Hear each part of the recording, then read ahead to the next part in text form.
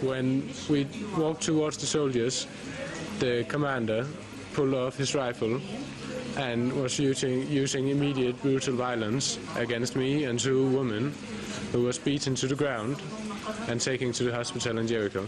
This is very, very ridiculous. This event is very, very well documented. We all seen the video. The soldiers was filming also. So if they have any claims or any charges they want, they can present the documentation. Every participant of this event was completely peaceful and completely non-violent.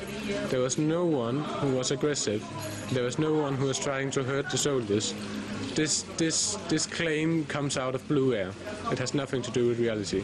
Prime Minister Netanyahu has strongly condemned the behaviour of this officer, who has been suspended from his positions pending an investigation. Let's be clear here.